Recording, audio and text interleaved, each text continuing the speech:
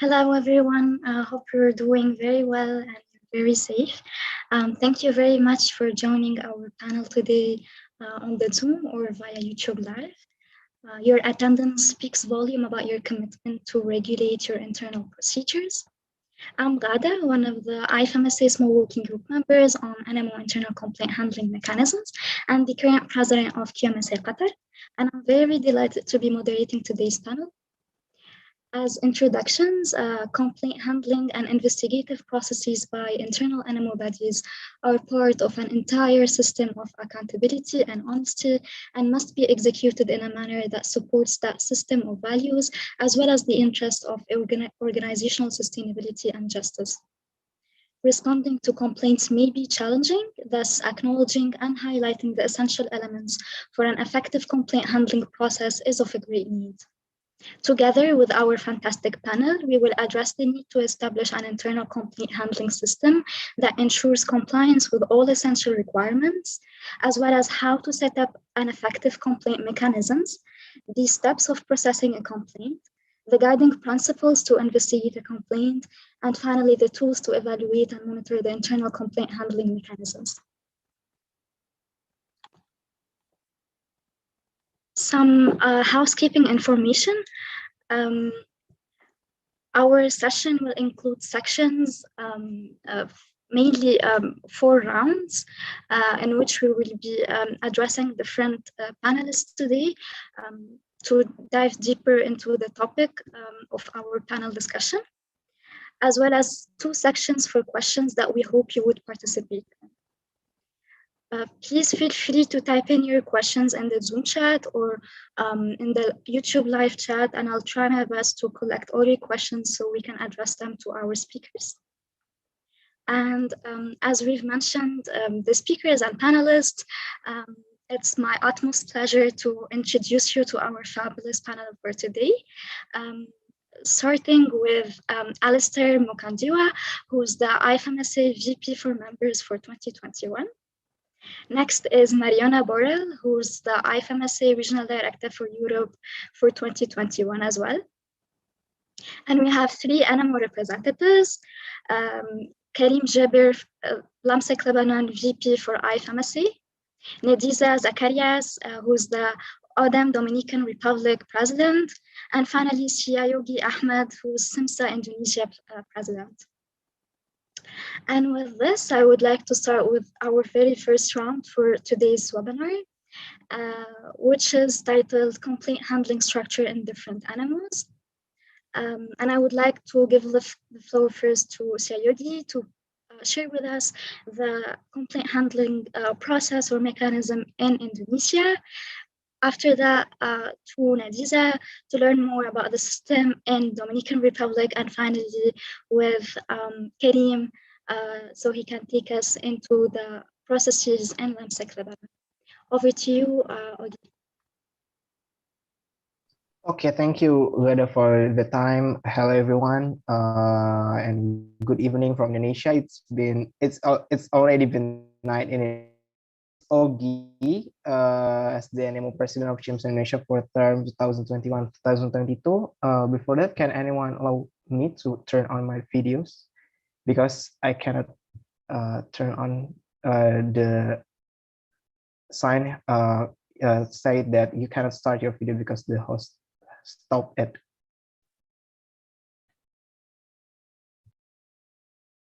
Gada, can you help us? Or anyone?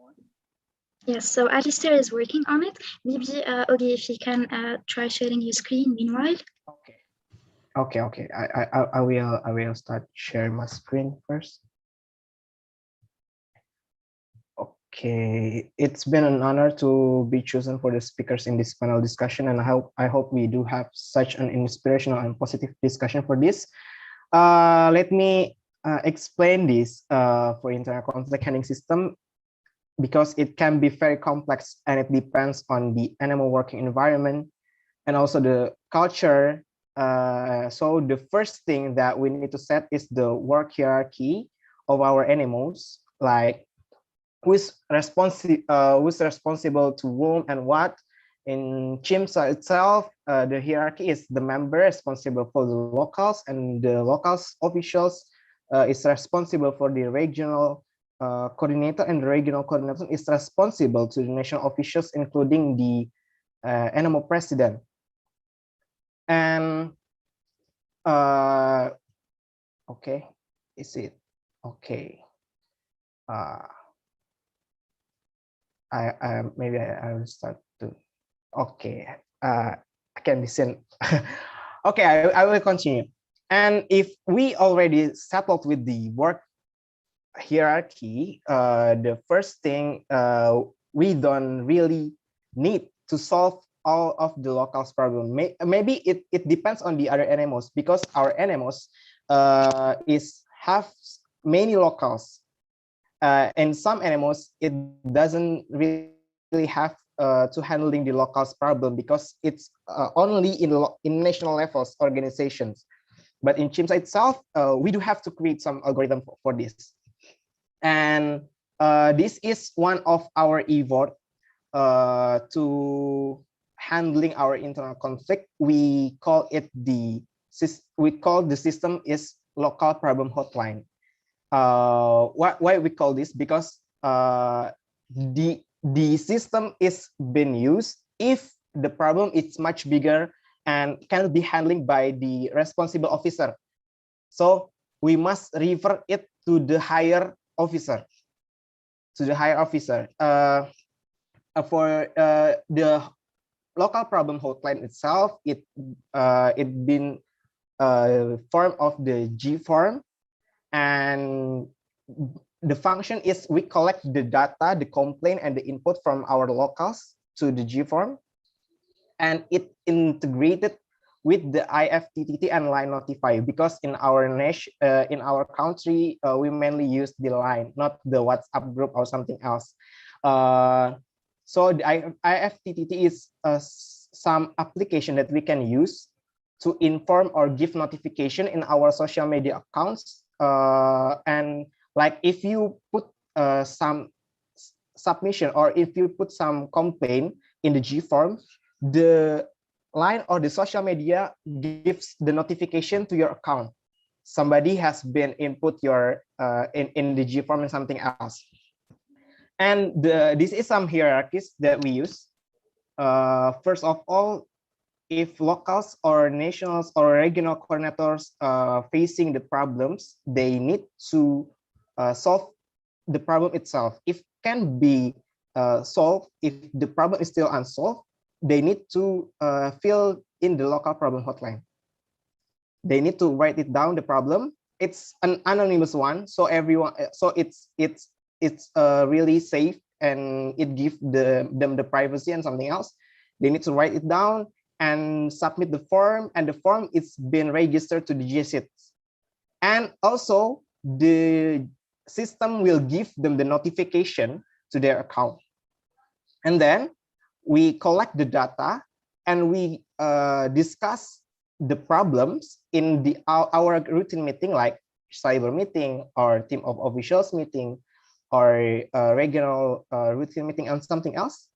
And it's a formal discussion. And if we already solved it, we put it on the report. We call it the integrated local Bimali report and also local highlight. So everyone can see the step to solve the problem and the solution of the problem. It's really accountable for us. And after that, we approach the local officer or the local that have the problem, or regional coordinator that have the problem, and give the solution to them. And then we do some evaluation for next term if this happen again, so we can solve it. Yeah, it's one of our system in our NMOs to handling the internal conflict. Maybe that's all from us. That's all from me. And yeah, we can continue to other panelists, I think. Thank you very much. Thank you very much, Ogi. That was very informative and eye-opener. Thank you. Moving on to Nedisa, so we can learn more about Dominican Republic ODEM internal complaint process. Floor is yours. Thank you, Geda. I'm trying to project now, so give me just a second.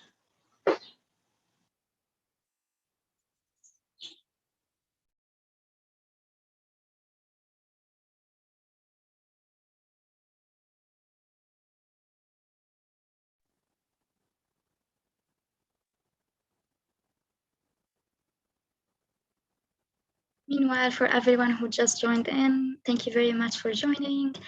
Feel free to type in your questions in the Zoom chat. We'll try our best to address all your questions and queries, and hope you enjoy the panel.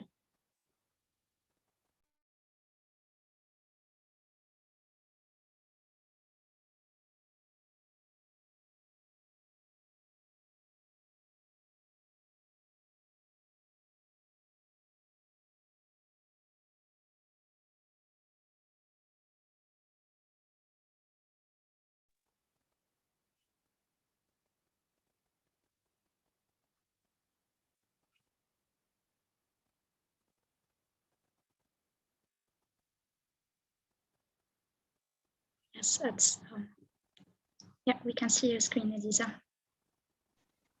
Thank you. Just having an issue making my computer answer, but I think you guys are seeing my screen now. So,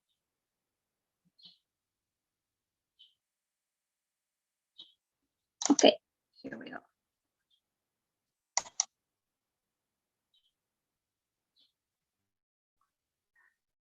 Okay, hello to everyone here in the area. So yes, I'm Nadisa, and actually it's a pleasure to be here with you guys and also to learn with my peers and more representatives. So going into the matter, here in the Dominican Republic, we have an internal process of complaint handling, quite, let's say, drafty because it's something new for us, and we're still trying to perfect it or master it in a way that it serves our NMOs. So here we have an internal structure that is very similar to other NMOs. We have a supervising council. We also have an executive board and a TO or team of officials. But very recently, we added another regulatory body, which is the ethics committee. So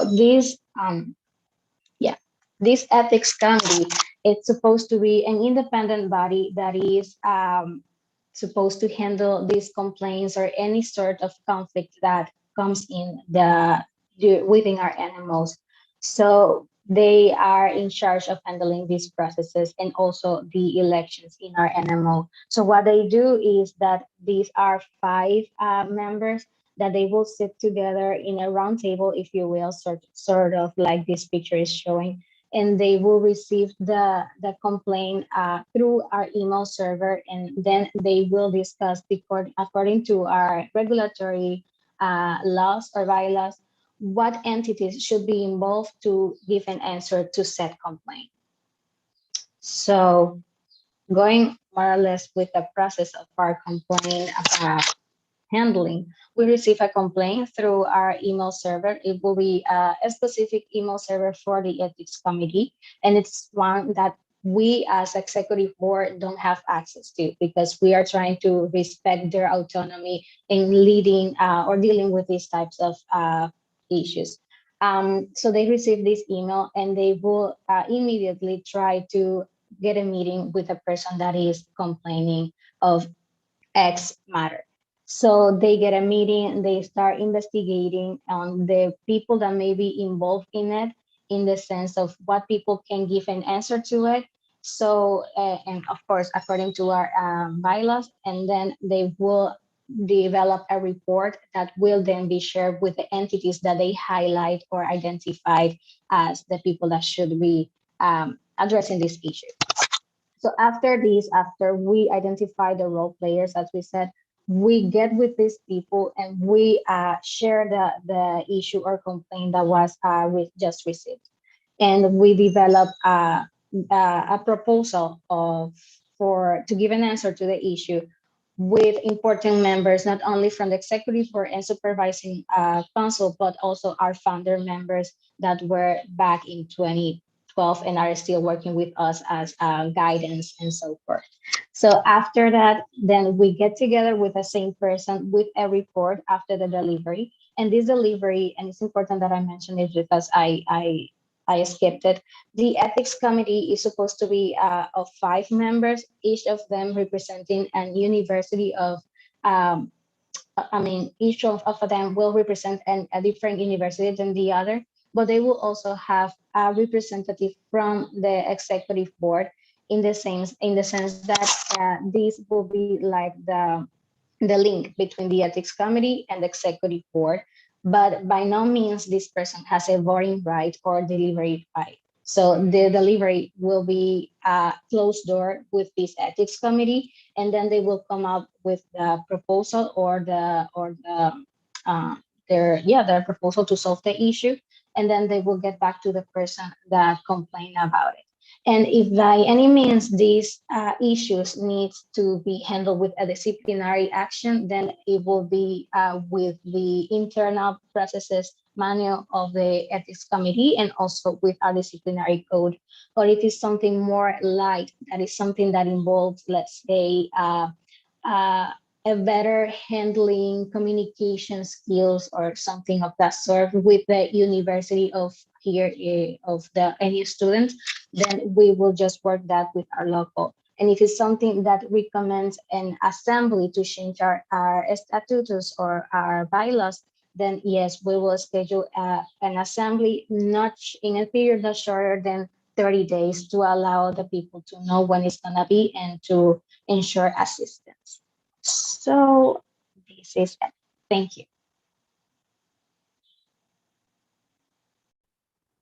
Thank you very much, Nidiza, for your intervention. It's a different system than Sensa, and it's great to get introduced to different mechanisms from different animals. Finally, we have Karim from Lamsek, Lebanon, who will be sharing with us the system in Lamsek. Over to you, Karim. Hey everyone, can you hear me? Yes, perfectly well.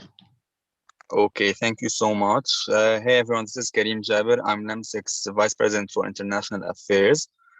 First, I would like to thank all of you for this amazing opportunity to share the internal handling mechanisms of our NMO, and as well to learn about other NMO's mechanisms.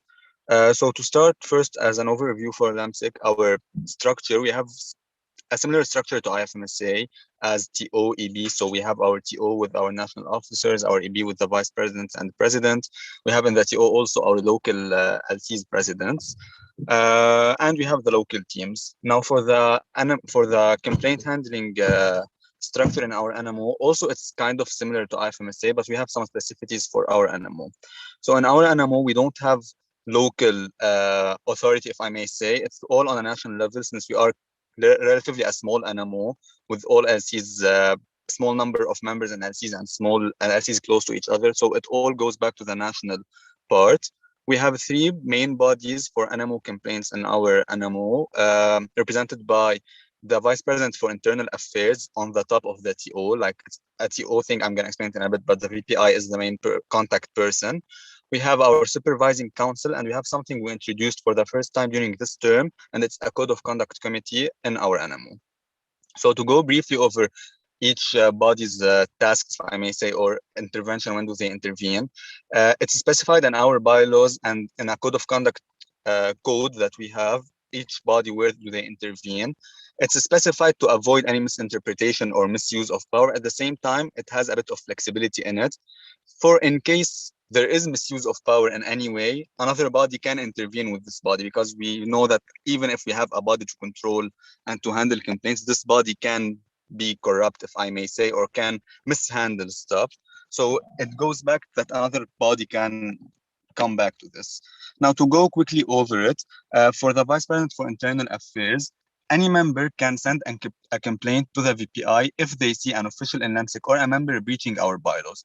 So at the beginning of the term, bylaws are shared with members. After each amendment that we have, the bylaws will be shared. And if a member sees a clear breach of a certain point in the bylaws, they can send a complaint to the VPI.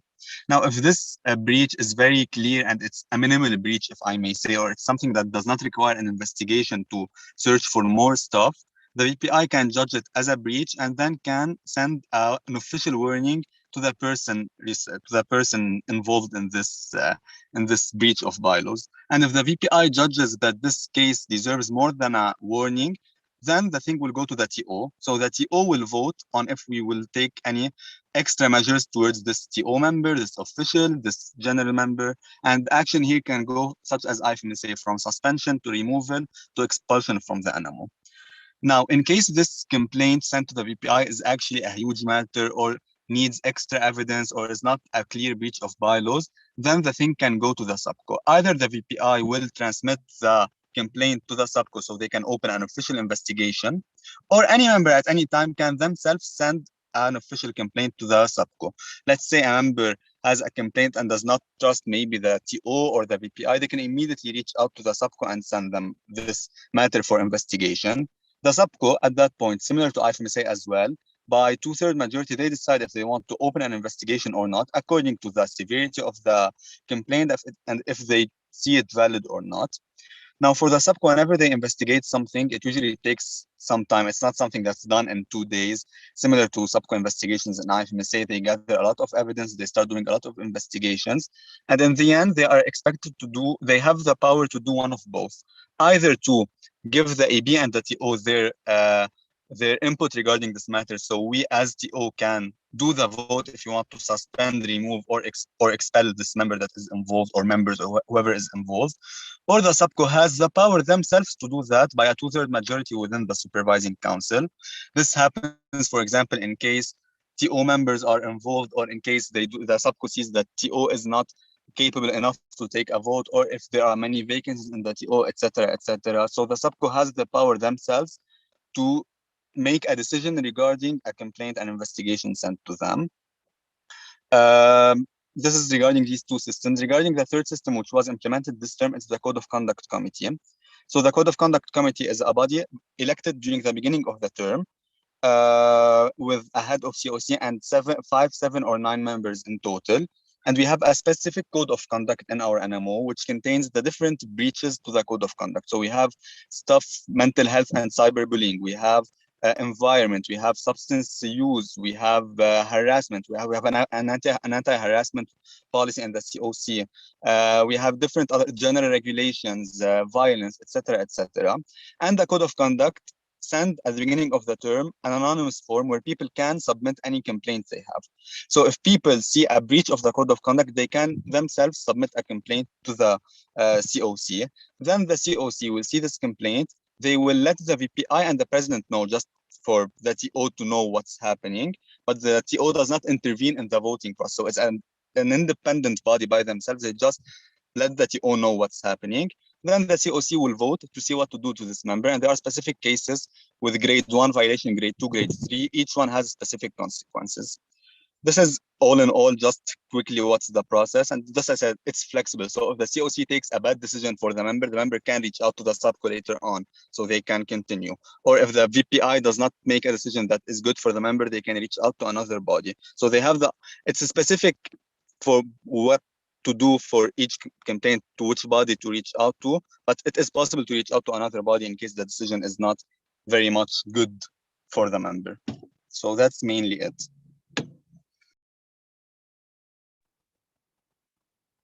Wonderful. Thank you very much, Karim, for the detailed explanation. And this gets us to the end of the first round for our panel today. And with this, we'll move into our second round or section for our panel, which is titled Internal Complaint Handling Mechanisms, the why, how, and what. And for that, as we've seen, that there are different models for managing complaints based on the structure of the organization. I would like to address my first question in this second round to Mariana and to Alistair. And the question is, why is it important for organizations and animals to set up an internal complaint handling process? And maybe we could start with Mariana. Yes, thank you. First of all, hi everyone. Thank you for the invitation.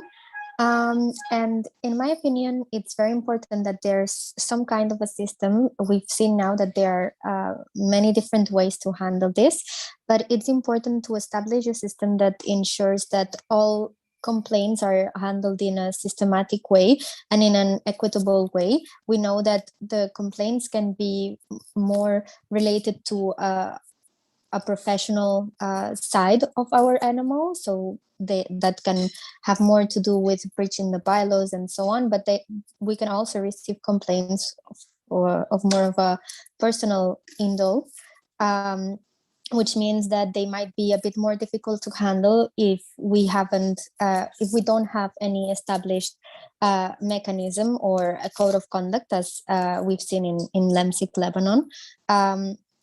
And we also know that any complaints or any incidents that happened, nothing is ever black or white. We have a large scale of grace for every single different situation. And it's important that we approach them objectively. And that also takes some time. So it's important to establish a systematic mechanism. And that will also lower the burden on the TO and EB that have to deal with that, even if it's them that they have to deal with these complaints, depending on the mechanism. Having an established path that they have to follow will make their lives way easier, rather than just trying to find a specific path for each complaint. Thank you. I'll just maybe piggyback on what Mariana was saying. So first of all, very glad to be here. And the first thing that I think of when I try to think of why we need internal complaint mechanisms is primarily so that we give an avenue through which victims and witnesses can give evidence towards any possible misconduct that's going on in our organizations. And the primary effect of this for me is it prevents loss for the organization. When I say loss, I mean organizational loss, meaning that whether it's trust from your financiers, trust from your stakeholders, trust from your community, the community that you serve in, the universities and whatnot. It really protects an organization from experiencing such losses. The second thing that it may prevent,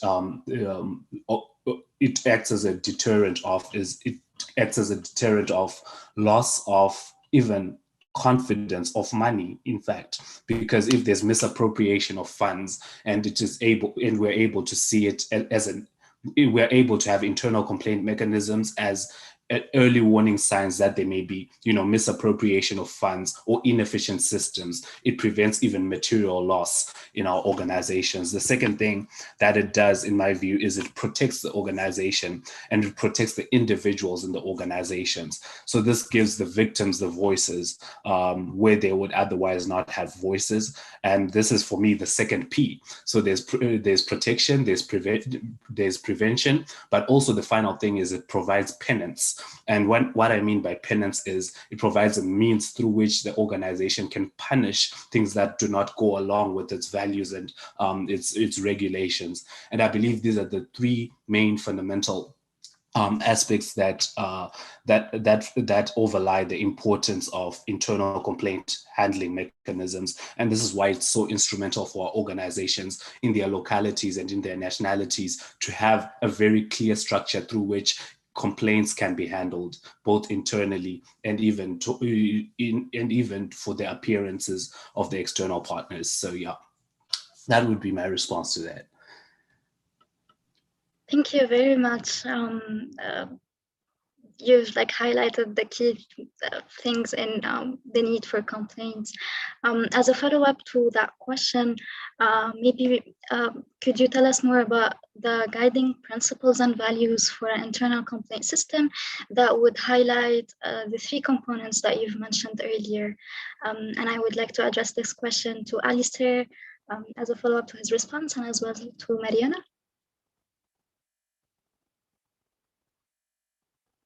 All right. right. Okay. So maybe if we say maybe the three values or the principles that really back these things up is the first one is just the very apparent one is to provide a sense of transparency, because most NMOs are NGOs, and because they're non-profit organizations, the value of an organization like that primarily rests on its trust. It's so much that most of our NMOs are even registered as trusts in their own countries. That word is very important, the word trust.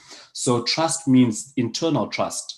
Your members, your participants, your volunteers, your employees, they have to have confidence in the system that when the system what the system says it will do, and where the system is misused, they will be protected. So that trust and transparency is something that is very fundamental.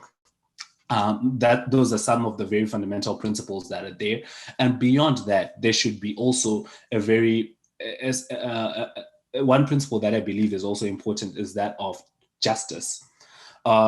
And when I say justice, I'm not only saying justice for the victims who are affected by the things that are going on, but also justice for the people who spent their time working for an organization. Because if an organization is inefficient and it does not fulfill its mandate, it tends to become a waste of time for the people who are working in it and the people who work in it in the future.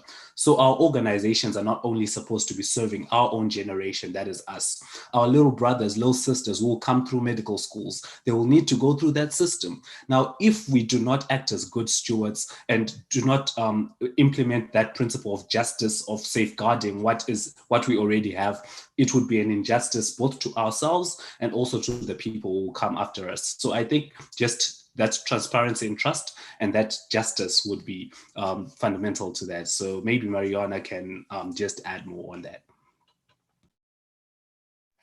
Yes. Well, I think you mostly mentioned everything that I was going to say, but adding up on the trust part that you mentioned, I also wanted to add confidentiality, because many of the complaints that can be received by a EBTO or any of the bodies that an NMO can have, can, as I said, can be personal or can be very sensitive. So it's important to ensure that the victims are safe and to create a safe space for them to start the reporting process, and to include them in all the process of handling that complaint, and also to get their consent in every step of the way.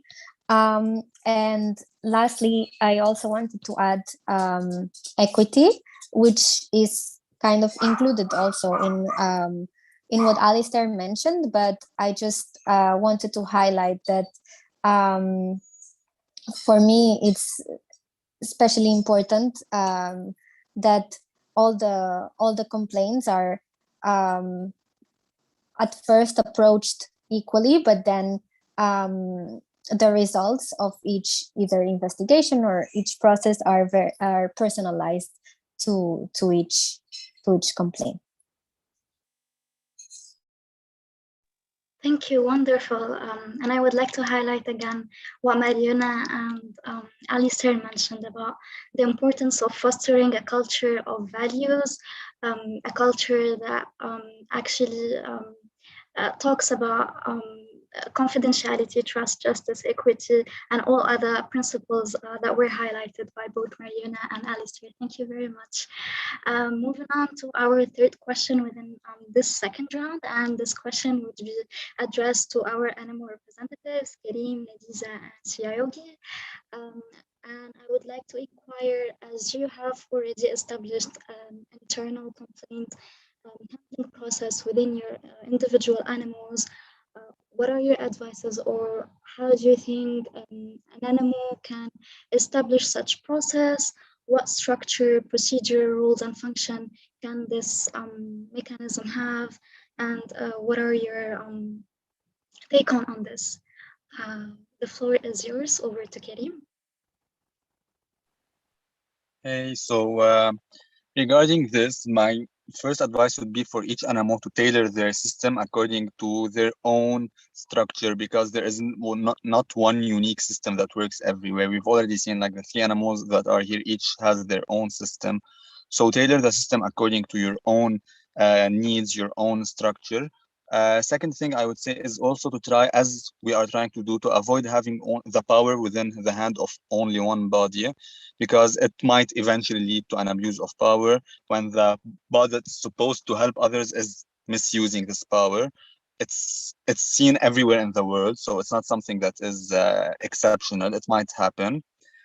Something else that I would also recommend is specifying in the bylaws this body, what are the tasks they do, what are the complaints they handle, also to avoid any problem that might happen. So as I said, for us, it's in the bylaws that says what are the things that the subco or the VPI handles, such as fraud, misuse of funds, deliberate action against LAMSIC, breach of bylaws, which is mostly, if I may say, technical stuff. And then we have the code of conduct that deals with, as also Mariona and Alistair said, that deals with this personal things, with the personal abuse, the conduct stuff.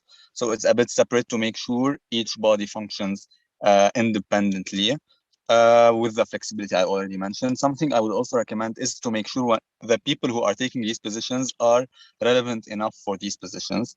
Something, for example, in LAMSIC, we have specific criteria in our bylaws for members to be able to run for VPI or to be able to run for supervising council, require a certain amount of experience of position. For example, a supervising council members need to have at least served a term in the TO and attended at least one IFMSA meeting to make sure this member has the needed experience. Of course, this does not mean that any person who fulfills this will be a great subco member, but this is the minimum criteria that we need for a member to be trustworthy enough to take this position. So to make sure those people are good enough to handle these positions. And what's very, very important is, even if those people are the people in power, to always keep an eye on them, if I may say, to make sure they are doing their work. And as it was also mentioned, transparency is very important. This is something we're navigating currently in LAMSIC, to make sure how we're going to be transparent without misusing the power, without going against someone and sharing personal details. So we're in the process of seeing how to do this. So in our bylaws, there's nothing that says that we need to share a transparency report, whether by the code of conduct, the subco, or the TO. We're navigating around this to see what's the best way to handle this and to share reports to let members know what happened without actually aggressing the person, even if they breached the bylaws or did something wrong. It's not ethical, if I may say, to go and shame them all over the server and all over them. So those are the main things I could think of. Thank you very much, Kadir. Over to you, Nidisa. Thank you, Gada. Following what my peer just mentioned, I would also like to say that our animals have to strongly try to have an independent body, that it could be elected in as have it. Others, for us, we are in a small animal as well, but we do our best to try to have a sort committee body in our case, actually represent no interest from nobody. So to respect their identity and autonomy in the process of internal complaints handling. Also, I would say that included in your internal process manual that can specify how to handle set situations. I know that is really difficult to just imagine what situation may be presented or what our member could complain of, but just to have some things as a basis. For instance, we have in the disciplinary part of the internal manual, we have what will be a mild, moderate, or severe sanction, depending of the nature of the infraction or complaint. So that will be great to support the bylaws and also the code of conduct that your animal may have. And to ensure the property or the proper procedure of this ethics committee, I would also like to second what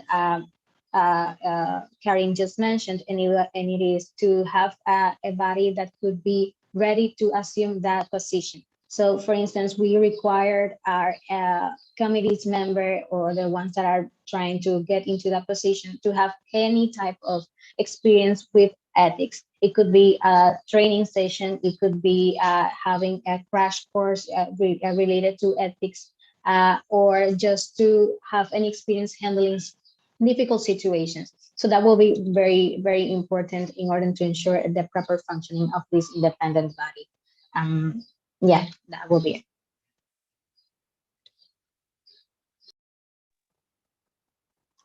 Thank you very much, Nidisa, for the informative information. And I think you've highlighted a very good point, which is about training, having the right training for the people who will be handling the position of internal complaint handling. Now, maybe we could hear from Ogi. Okay, thank you. I think we totally agree with what all panelists has been said with independent body, with building trust, transparency, but with the confidentiality values, we should can be safe, and also maybe I want to combine all of what have been said, because we should underline that this is not depends on one unique words, one unique ways. It depends on what your animal culture, what your animal's field of work, and also the environment of work, and something else. But first of all, we need to set the working hierarchy, as I said before, because yeah, it's maybe different. It's so distinctive with what Chimsa do, what Dominican do, what Leipzig do. It's really distinctive and different with the structure. We do have the supervising council, we do have the ethical committee, but it's different in the function. So the first of all, we need to set the working hierarchy and also set the algorithm, or you can say it the bureaucracy and something else. But we have to make it simple, because if it's really complex, the problem cannot be solved for the short time. It's really complex, and it's can be fired back to us. And after that, we need to create the data collection or the collection system of the complaint, of the input or something else. It's not limited on the GFORM, as I said before, or other platform. It can be done by chat or call or something else, or maybe made some internal meeting or something else. But we need to establish the data collection system.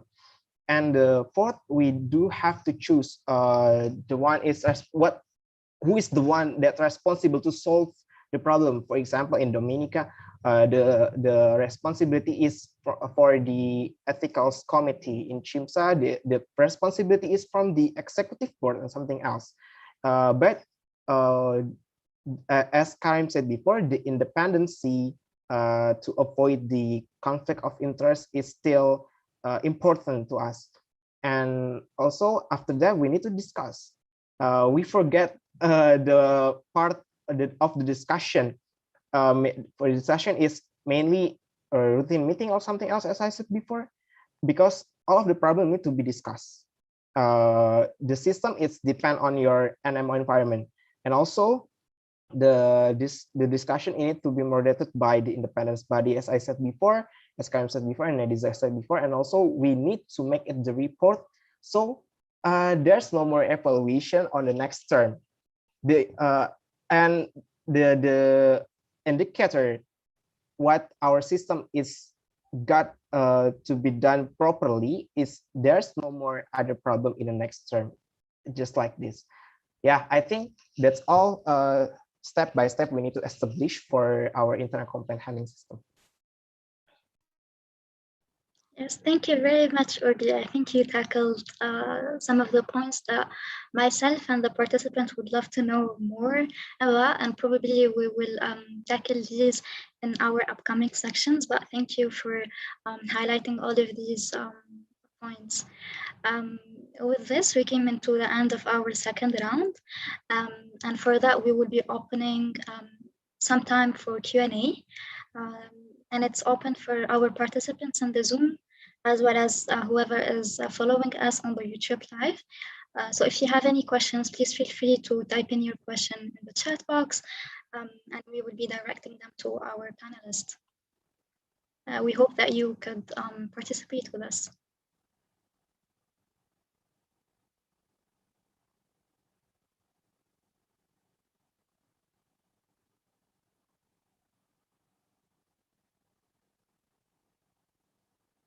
Several important points were highlighted throughout the first and second round, including the reason behind establishing an internal complaint mechanism, the principles that such mechanism should follow, as well as some examples of structures for such mechanisms or processes.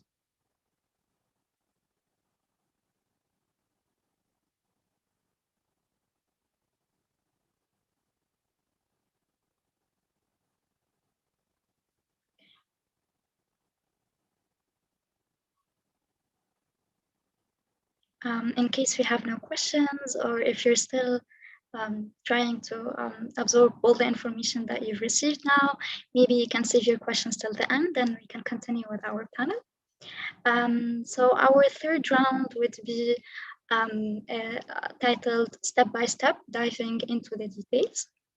And for that, I would like to go back to our NMO representatives, Karim, Nadiza, and Siayodi, to tell us more about the steps or stages that should be followed to process a complaint. And we could start with Karim again. Over to you, Karim. Hey. Okay, so to go over it again, just with a bit more specifics, as I mentioned before. So the three bodies that handle the complaints in our NMO, for the Code of Conduct Committee, there is a form for people to fill, or they can contact any member from the COC to transmit the complaint to them. Usually the complaint is accompanied by any proof if they have this proof.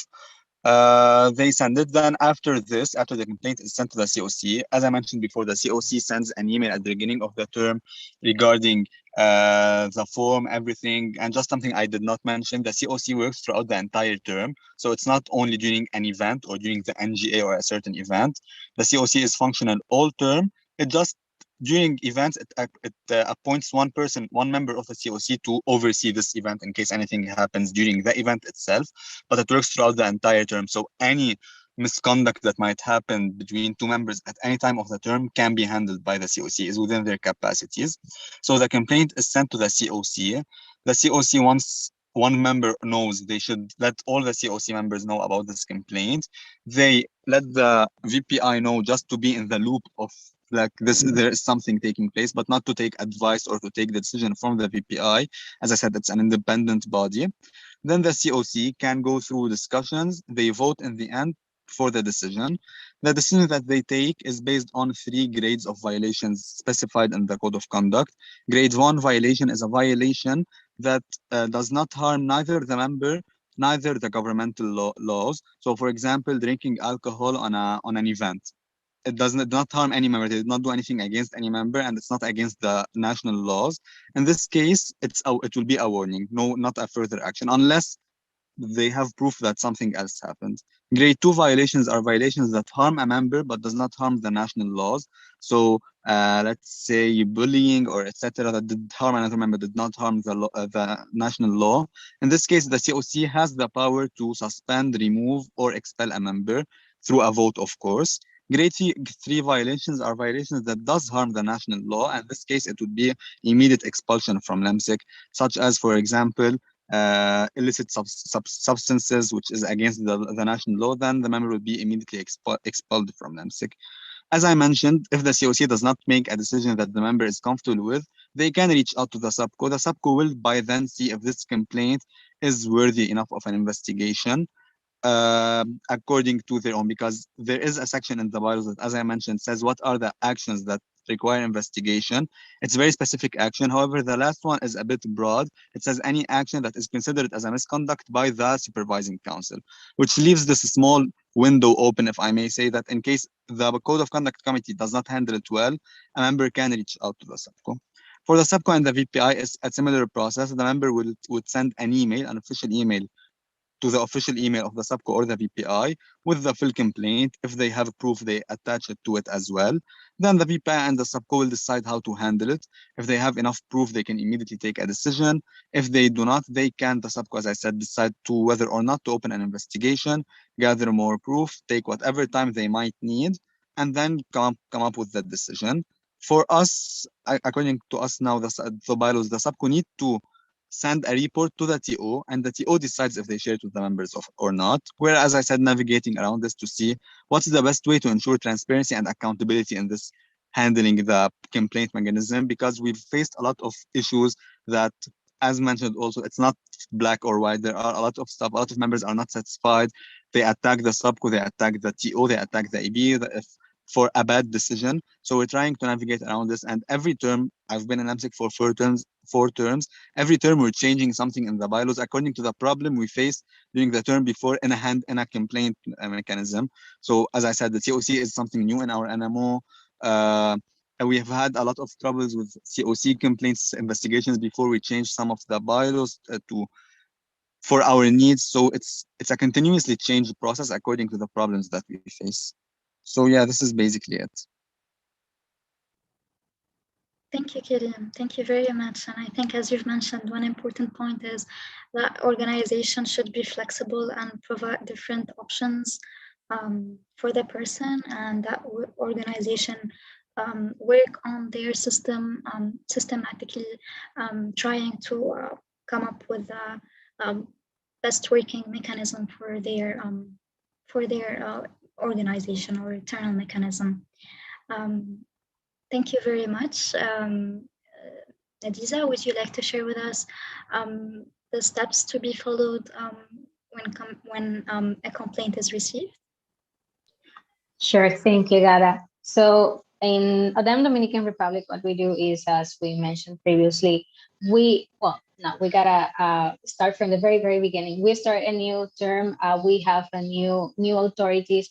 Then we have a second process of election that it will be appointed only for the ethics committee. So we divided the process in order to not allow the both of the independent bodies to merge together or have any type of involvement before assuming their positions. So after this, we share the bylaws, the ethics committee internal manual, and all the documents that supports our internal bylaws through our servers. Here we use WhatsApp groups, and we also use Gmail accounts. So we share the information through those servers in order to allow accessibility to this information, and our members know where to go in case anything happens or they have to complain. After that, then let's say we have a member that is complaining of, well, I'm gonna use a case that we had here. We had a complaint about plagiarism in our committee of research exchange. So we identified the problem. Let's say the ethics committee, they received the information through our NORI, or our national officer for SCORI. She complained about the situation. She brought the situation in hand for the ethics committee. Then the ethics committee scheduled meetings with the involved parties to get their story, but they also gathered the information and proof, as Karim mentioned, if there were any, in order to validate the information that is being received, because it's really hard to only depend on what is written or just said. We gotta see proof in order to take actions, right? So after that, then the committee will close door and deliberate on the issue depending on the severity of it. In this case, it was more than an 80% of plagiarism in an article that was to be published in our how do you say this, in a magazine, a national magazine here in Dominican Republic. Thankfully, we got it before going there, because we have an internal review processing of these articles that are being published. So we got it there, and we had thankfully we had the internal operation manual, and here we classified it as a severe sanction because it goes against the values of the story. It goes against the principles of writing any type of article or research, and it goes against our statutos or bylaws. So automatically we had to expel the involved parties. But we gave them the option to maybe redeem their membership after a year, and they will be followed up very closely by the ethics committee by another year to ensure that any situation related to that can happen again. So that will be it. So they will receive the complaint, they will proceed with investigation, interviews, proof is if we have it, and then they will go back to the NORI or the entity that complained about it, and then they will elicit their report with the proposed course of action. All of this will be saved in a Drive account to have a log of all the situations that we had encountered throughout the many terms, and this will serve as, let's say, as a point of review for our same NMO in order to improve our regulatory laws or to see the bigger picture, just to keep, let's say, a fresher, how would you say it? Just to have a bigger picture, to have a better perspective of the situation and avoid further situations just like that. So I think that that will be more or less the process here. Thank you very much, Natiza. That was very much food for thought. Next, Ogi, would you like to share with us as well? Okay, it may be mainly talk what Nadiza and Karim talk is mainly about the regulation system and also the independence body system, but I've been mentioned it for the step by step, so I won't recall it anymore. But it is important also to take notes for the technical move of the referral system of the complaint.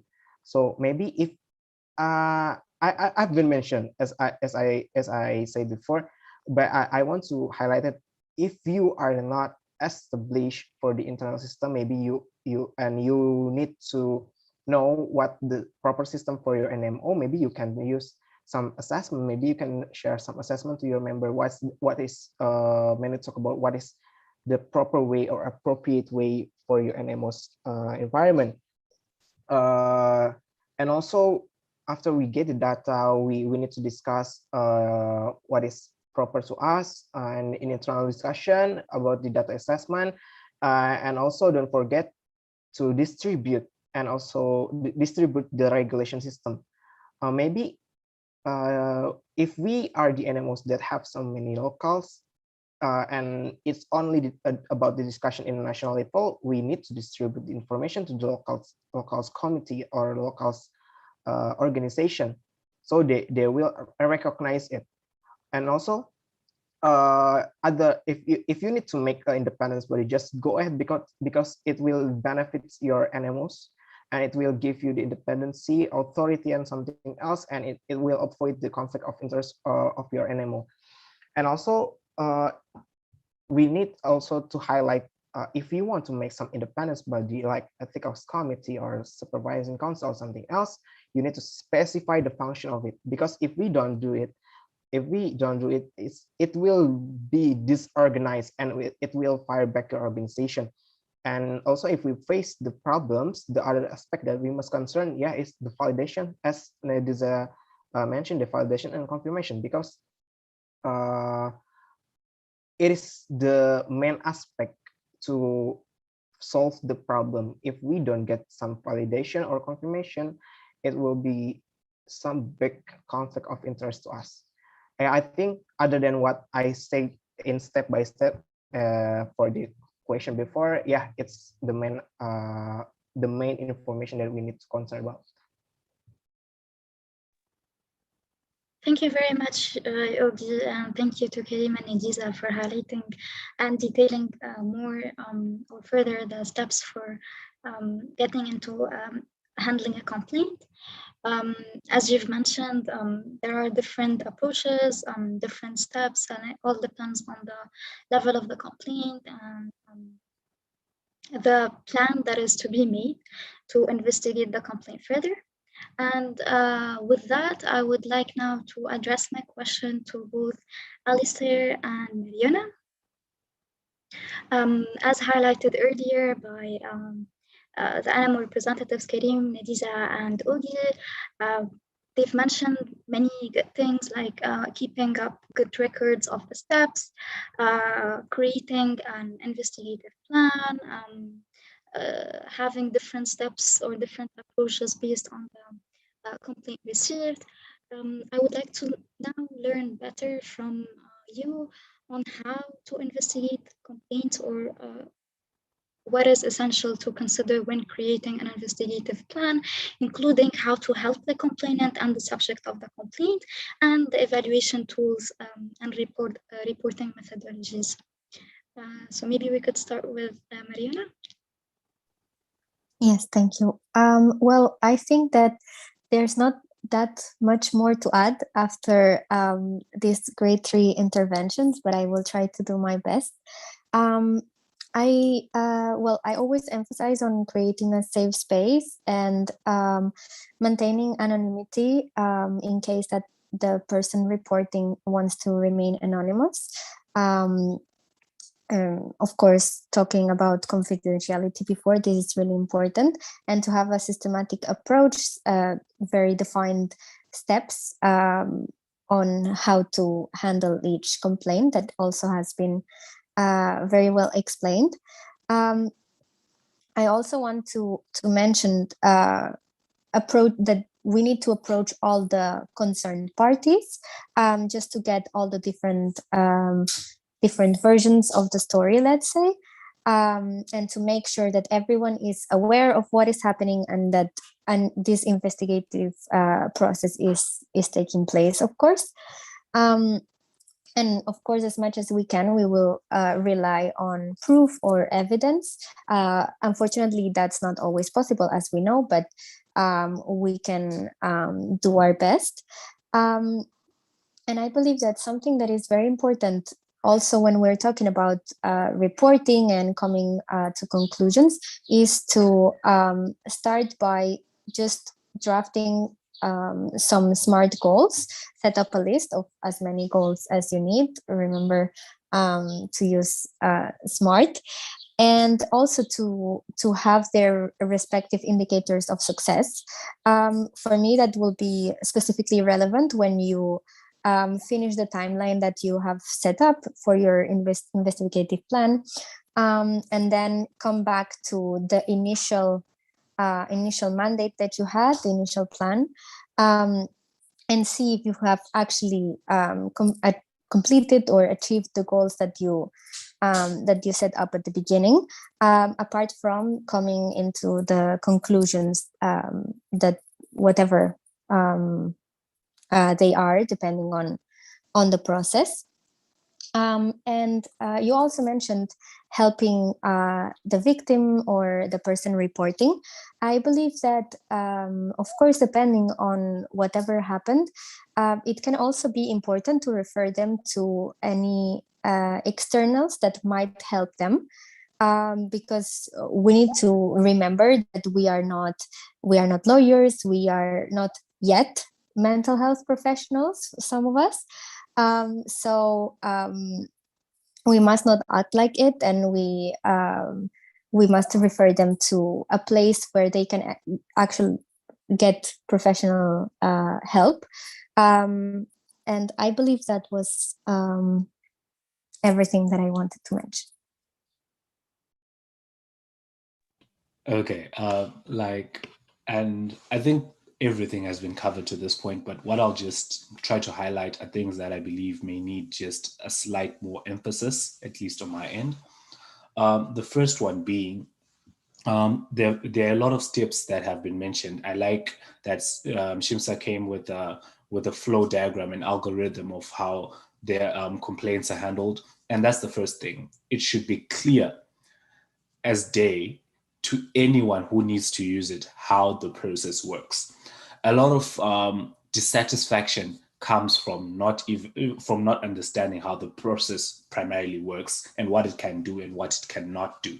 So having a standardized way through which you receive complaints is very good. So if and that brings into the picture what the animals were saying, that it needs to be culturally relevant. It needs to be relevant to the context in which you exist, because it's of no use to put in a Google form in a country where there's predominantly no internet access. You may actually need to set up boxes in faculties where people can put in their complaints. You may actually need to make paper forms available for, in one of the offices at the campuses. You may need to be very practical with the way in which you receive complaints.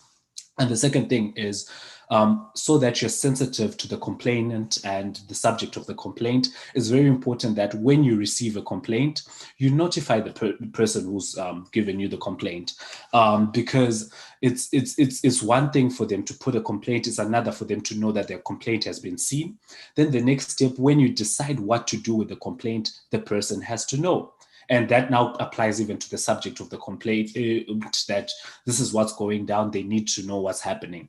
That communication is very important at the very initial step. And then the second thing, which was highlighted on by Mariana, is also we need to protect the complainant. So one of the most fundamental steps is to initially identify how does the complainant need to be protected. For instance, if it's an issue of alleged sexual assault, our first reflex before seeking any relief or whatnot is to make sure that the complainant or the witnesses are safe.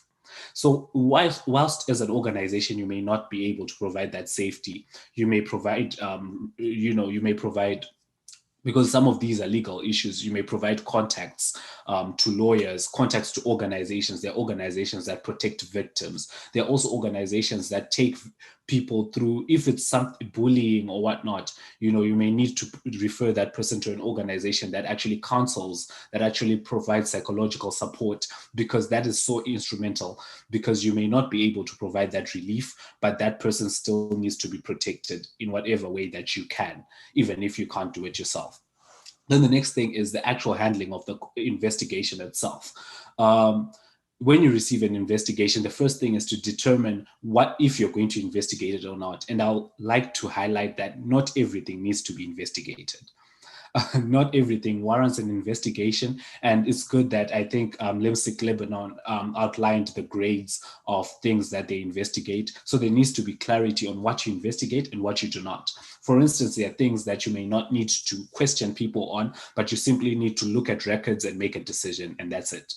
And then the next thing is you need to identify the people who are going to do the investigation. So if it's a subco, if it's being done within the subco of your organization, it means that the point people who are actually doing the investigation need to be identified. If your system sets up ad hoc independent investigative bodies, those need to be investigated. But my emphasis, especially on this point, is the investigator should not be the punisher.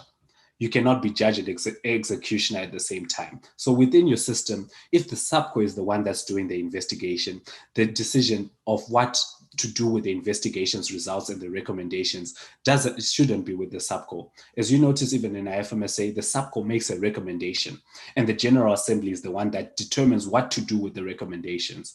And that's the same with whatever level that you're at. If it's an independent investigative body, maybe they pass their recommendations to the subco, and the subco makes a decision. But you cannot be judge and executioner. That needs to be differentiated. And then just an important highlight is the documentation. Our organizations, the NMOs, IFMSA and whatnot, are institutions with a very high personnel turnover. And because of that, meticulous documentation and institutional memory are fundamental to our work. And I like that, I think Nadiza mentioned this, that you actually keep a record of the things that you have. And that even enables your organization to reflect upon itself, and also to fine-tune the process you have for internal complaint handling mechanisms. Then finally, on decision making, decisions need to be communicated. Primarily, first of all, to the complaint, to the complainant, to the subject of the complaint, then also to the other stakeholders, that is your members. And when you put out a public report to your members, you also need to remember that it may also get to externals. So that's a very formal report. So those are the people that you need to be very accountable with in terms of documentation and decision making. And then there should always be room for appeal. And that's something that we sometimes overlook, but investigation is not foolproof. There should always be room for appeal. And if a decision is made, you can give 30 days for someone to appeal, and also come up with a format through which an appeal can be made, and what can be appealed and what can't be appealed. So I think that's just the things that I wanted to highlight. But yeah, it's very important that we have systems that are evaluable, that you can always get a report, maybe an annual report, maybe a biannual report, where you just have all your investigations there, and it enables you to continually check if the system is working, if the system is efficient, and continually review it. So I think that's what I needed to emphasize, particularly at this point, but the bulk of it contextually has been covered, and I think that's it for my end. Brilliant. Thank you very much, Alistair and Mariana. As you've mentioned, organizations should always look at conducting regular in-depth reviews of their complaint system, and they should use like whatever complaint received to improve their resolution system. With this, we came to the end of our third section, and we'll lastly go into the take-home messages. Which is mainly what did you learn from handling complaints and investigations? As with every complaint, there is a new lesson learned. With every mechanism, there is always something to improve or something to reflect on. And this question is addressed to all of our panelists for today. We can start with Ogi, then Nidiza, maybe then we can go to Mariana, then to Karim, and finally we can end with Alistair. Over to you, Ogi. Okay, thank you very much, Reda. It's just a short take-home message. I think all of the problem needs to be solved, and we are the responsible bodies in our animals, not limited on members, not limited on officials, not limited on the national committee or something else. We have to solve the problem together, and we need to establish the system. We need to validate the problem, the conflict, and something else in the independency and also authority, and give the confidentiality to all of us. And that's are really important to us for being developed, and also give the impact to our organization and give the evaluation to the organization. So let's just start to establish the system of internal conflict management. Yeah, I think that's all from our side. Thank you, Ogi. Over to you, Nidisa. Thank you, Rana. I would say that all NMOs should be open to receive critics at any point. This is good. This is actually healthy. And this is something that helps the organization to grow. And I think that this is something that Alistair just mentioned. So we gotta be open to receive them and to solve the issue. Another thing that I would like to say is that we must know that not everybody will be happy. Handling complaints is not easy. Sometimes people will judge you and say that you're the bad guy or you're the good guy, the good cop and bad cop and all that stuff. But you gotta be honest and true to the mission and values of your organization. So just follow your bylaws, follow whatever ancillary documents you got to support your bylaws, but always stay true to the identity of your organization. That's Wonderful. Thank you, Nidisa. Next, probably Mariana could share. Yes, I just wanted to say that for me, what I take home from this panel is that we can all learn from each other as NMOs and also as IFMSA itself, because we all have different mechanisms, different structures, different members, different cultures, and different backgrounds, and so on. But we all share these same values that we have talked about before, and we have been talking about throughout the whole hour that we've been here. So it's really important that we have these spaces and that we sit down and just share what worked for us, and how we did it, how we evolved, and how we tackled some internal problems that we had. Because even if we think that something is unique or super specific to our background, it's probably replicated in many other parts of the world. So it's very important that we share and we learn from each other. And then maybe next year we come back and we see some other animals implementing the systems that we've heard about here, especially since I saw some animal presidents in the participants list. Thank you. Thank you very much, Mariana. Hopefully we all hope the same. Before last, Kareem, maybe you could share with us his last message. Hey, so one thing that it was very, I think, beneficial from this is, as I mentioned before, to know that each animal can tailor their own mechanism according to their own structure, to their own needs. But what's really important is to specify, to have these animal to bodies that handle complaints, because it should not always be the TO and the EB handling the complaints, because as I mentioned before, it will lead to non-transparency, abuse of power, whether we like it or not. We say no, it's no way but that person will do that. It will eventually lead to this one day or another. So there should always, each animal should try and see their own needs, what are the problems they have, and tailor the system accordingly. And one thing that is very important is to keep evaluating the system every term. Not just create it and go with it. We need evaluation every term to see what's missing, what went wrong, what could we do better in the system. And always to avoid having just a small group of people deciding on this, go for consultation, consult with other animals, with IFMSA officials, consult with perhaps alumni from the animal. Something also we are creating in LAMSIC is a board of recommendations from previous alumni that will have in their role consultation with the ABNTO for legal stuff, for such similar stuff, for a consultation role, not a decision-making role. So this is mainly it. Always, what's very important, get feedback and re-evaluate the system and improve it accordingly. There is nothing that's going to be fixed forever. Thank you very much, Kareem. And finally, over to you, Alistair. Thank you, Ada. I think my biggest take-home point, something that just kept replaying in my head whenever anyone presented, was there's nothing new under the sun. Like the same things that are being experienced in Indonesia are probably the same things that are being experienced in Lebanon. And that's the beauty of community. That is the beauty of dialogues such as these.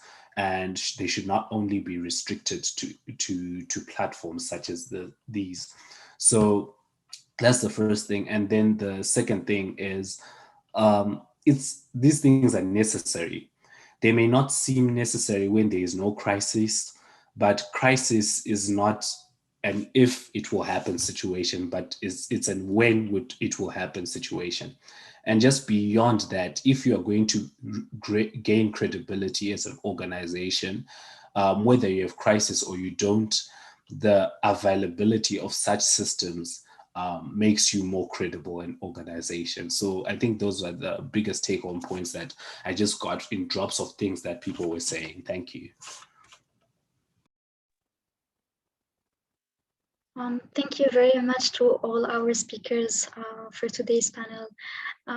It was very informative and very delightful to be moderating this panel. I've learned a lot and it was very informative, and hopefully I'll be reaching out to some of you to get a better understanding of how we can implement or restructure our own internal complaint mechanism here in QMSA Qatar. We came to the end of our panel and we got some time for Q&A. So if anyone has any question, you can type it in the chat and our panelists will happily answer that. Thank you again for your attendance and we hope it was as informative and as fun as it is to us. Hopefully, this would give you more information on how to set up your own complaint mechanism, or if you have one, how to develop yours better. And again, if you have any questions, please feel free to type them in the chat box, or and we will address them.